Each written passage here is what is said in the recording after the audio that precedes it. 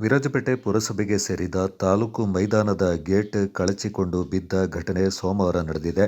ಸಾಮಾಜಿಕ ಜಾಲತಾಣದಲ್ಲಿ ಈ ಬಗ್ಗೆ ಸುದ್ದಿ ಹರಡಿದ್ದು, ಪುರಸಭೆಯ ಮುಖ್ಯಾಧಿಕಾರಿ ನಾಚಪ್ಪ ಅವರು ಸ್ಥಳಕ್ಕೆ ಭೇಟಿ ನೀಡಿ ಗೇಟ್ ಹಾಗೂ ಮೆಶ್ಗಳನ್ನು ಸರಿಪಡಿಸುವ ಕಾರ್ಯ ಪುರಸಭೆ ವತಿಯಿಂದ ನಡೆಸಿದರು.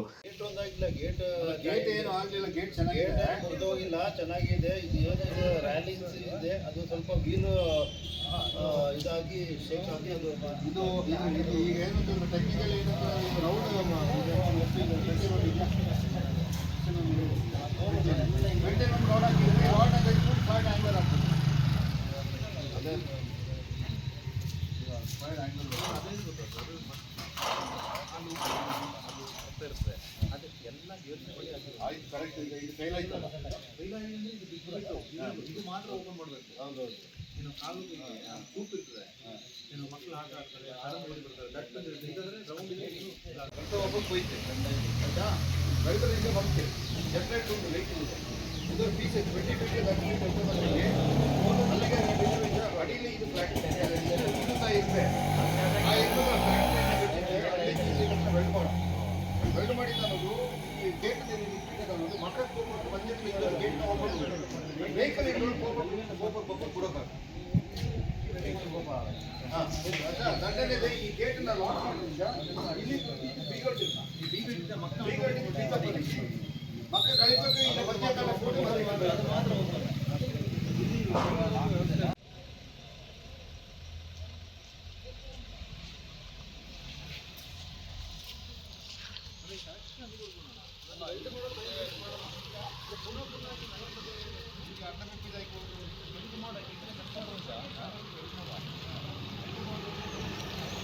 ನಾವು ಅಲ್ಲಿ ಫುಟ್ಬಾಲ್ ಒಟ್ಟಿಗೆ ಹೋಗ್ಬಿಡ್ತೀವಿ.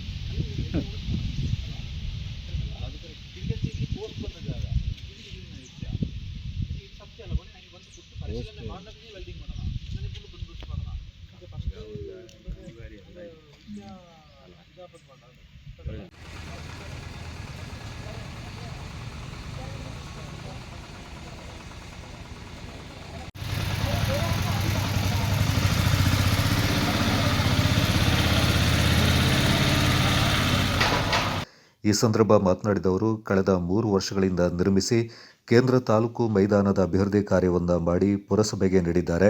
ಗೇಟಿನ ಕೆಳಭಾಗದ ಕಬ್ಬಿಣದ ಸಲಾಕೆ ಮೈದಾನದಲ್ಲಿ ವಾಹನಗಳ ಸಂಚಾರದಿಂದ ಅದಲು ಬದಲಾಗಿದ್ದು ಗೇಟ್ ಕಳಚಿ ಬೀಳಲು ಕಾರಣವಾಗಿದೆ. ಮುಂದಿನ ದಿನಗಳಲ್ಲಿ ಯಾವುದೇ ಕಾರ್ಯಕ್ರಮದ ವೇಳೆ ಮೈದಾನದ ಒಳಭಾಗದಲ್ಲಿ ವಾಹನಗಳ ಸಂಚಾರವನ್ನು ಸಂಪೂರ್ಣವಾಗಿ ನಿಷೇಧ ಮಾಡಲಾಗುತ್ತೆ ಅಂತ ಮಾಹಿತಿಯನ್ನು ನೀಡಿದರು.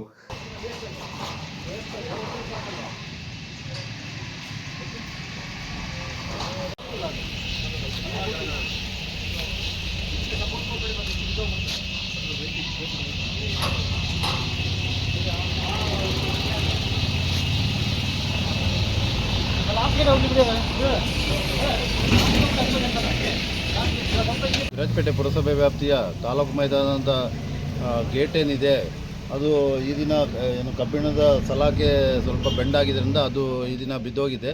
ಇದು ಸಾರ್ವಜನಿಕರ ದೂರು ಹಿನ್ನೆಲೆ ಇದನ್ನು ಪರಿಶೀಲಿಸಿದಾಗ ಇದರಲ್ಲಿ ಏನು ವಾಹನಗಳು ಇದರ ಗ್ರೌಂಡಿಗೆ ಟೂ ವೀಲರ್ ಆಗಲಿ ಇದರಲ್ಲಿ ಓಡಾಡ್ತಿರೋದ್ರಿಂದ ಅದು ಬೆಂಡಾಗಿದ್ದರಿಂದ ಅದು ಬಿದ್ದಿದೆ ಹೊರತು ಅದು ಏನು ಮುರಿದೋಗಿ ಏನಿಲ್ಲ. ಕಾಮಗಾರಿ ಯಾವುದೇ ಕಳಪೆ ಥರ ಕಂಡು ಬಂದಿರೋದಿಲ್ಲ.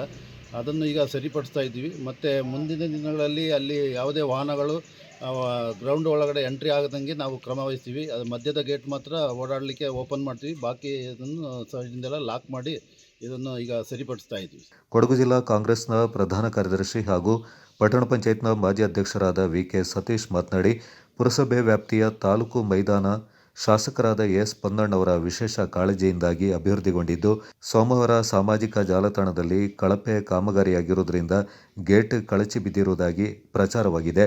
ಆದರೆ ನಿರ್ಮಿತಿ ಕೇಂದ್ರ ಮೈದಾನದ ಕಾಮಗಾರಿ ಮುಗಿಸಿ 3 ವರ್ಷಗಳ ಹಿಂದೆ ಪುರಸಭೆಗೆ ಬಿಟ್ಟುಕೊಟ್ಟಿದೆ.